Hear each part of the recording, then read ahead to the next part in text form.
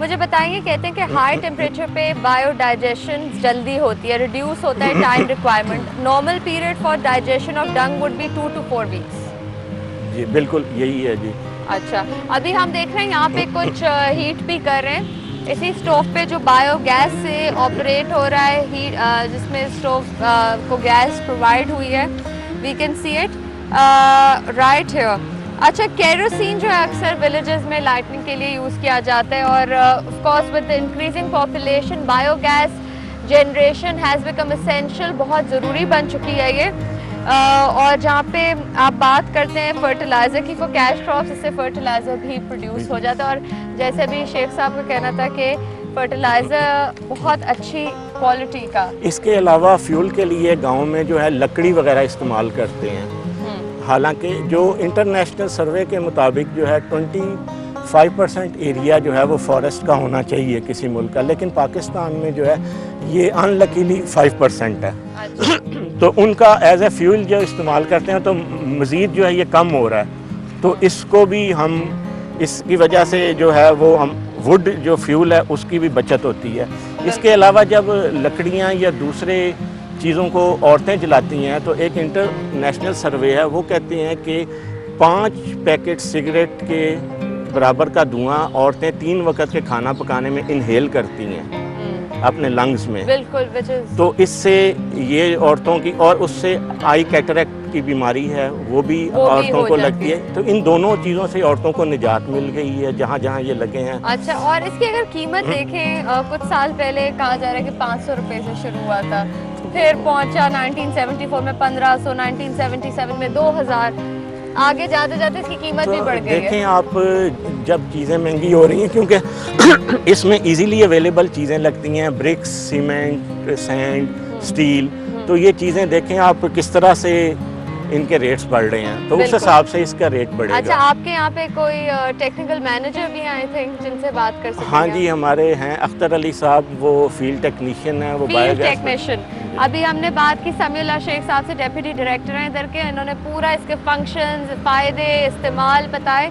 But जो field technician है उनसे चल के पूछते हैं कि उनका जब इंटरेक्शन होता है फार्मर से या फिर विलेजेस में लोगों से जो बायोगैस प्लांट को इंस्टॉल कराते हैं, तो क्या फीडबैक मिल रहा है और किस तरह से इसके टेक्निकल पॉइंट ऑफ व्यू से भी बात करेंगे। Let's go speak to him. और आप देख रहे हैं कि मैं रीजनल ऑफिस पर हूँ, Pakistan council of renewable energy technologies के। मेरे साथ इधर के डेप्यूटी डायरेक्टर मौजूद हैं, इनसे बातचीत हो रही है। अभी आप देख रहे थे पीछे हम बात कर रहे थे बायोगैस प्लांट के पास, उसकी फीजिबिलिटी पे बात हो रही थी, उसके स्ट्रक्चर पे बात हो रही थी, उसके इस्तेमाल पे बात हो रही थी, कितनी चीज़ों के लिए, कितने डिफरेंट पर्पसेस के लिए, वेरियस पर्पसेस के लिए यूज़ किया जा सकता है। अब मैं आपसे पूछना चाहूँगी कि ये इलेक्ट्रिक जनरेशन के लिए किस तरह से इस्तेमाल हो सकता है? हाँ, ये बायोगैस प्लांट जो है ना, ये अभी हमने पीटर इंजन इस पे लोगों को ना चलाने के लिए कहा है। ओके। तो उसका रिज़ल्ट हमें बहुत अच्छा मिल रहा है। डिस्ट्रिक्ट जंग में, डिस्ट्रिक्ट लिया में, ये जो मैं आपको सर्वे भी करवा सकता हूँ, वो पीटर इंजन 5 हॉर्स पावर का जो है उससे ट्यूबवेल चला रहे हैं अपना, 100 फीट से वाटर लिफ्ट कर रहे हैं। अच्छा। और वो 6 से 8 घंटे कहते हैं हम चलाते हैं, विद 50% बायोगैस एंड 50% डीजल। अच्छा।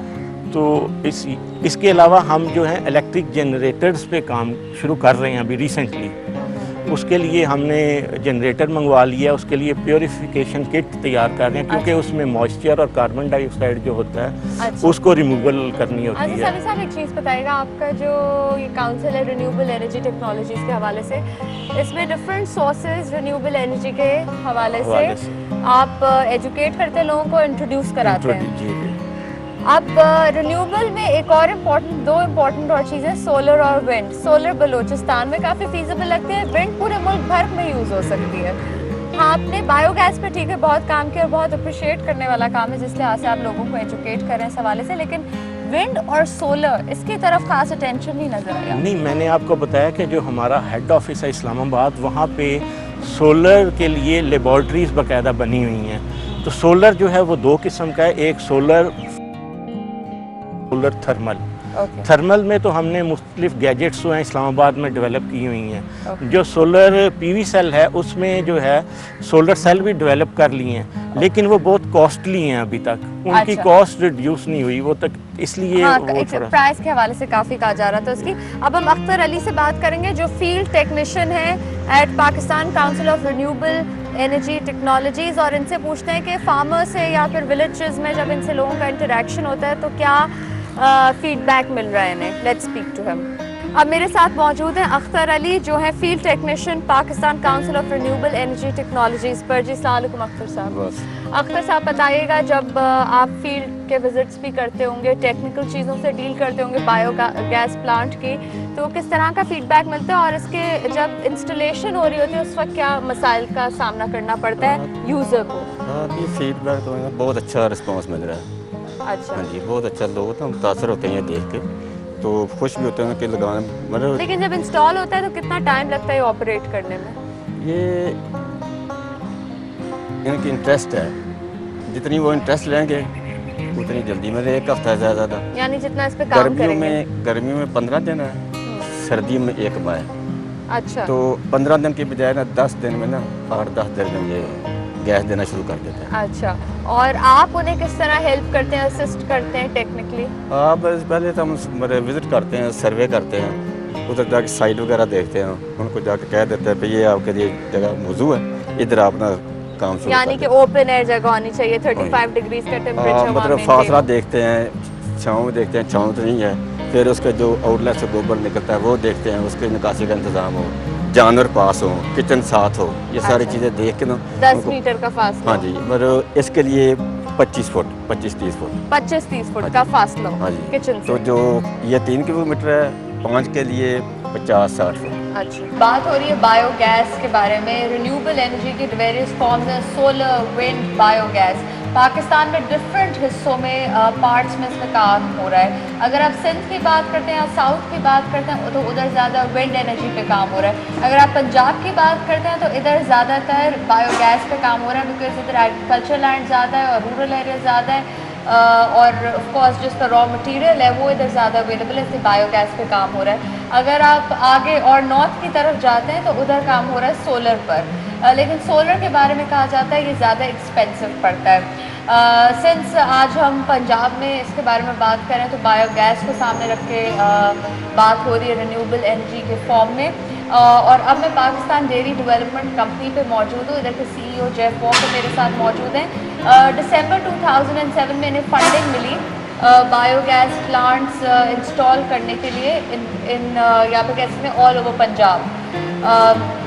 किस तरह से प्रोजेक्ट इन्होंने इनिशिएट किया, फंडिंग किस तरह आई और कितना भी इस पर काम हुआ है, जेफ से इसके बारे में बात करते हैं। हाय Jeff. Hi, how are you? Good. And Jeff, I would like to talk about biogas as I just mentioned now. Sure.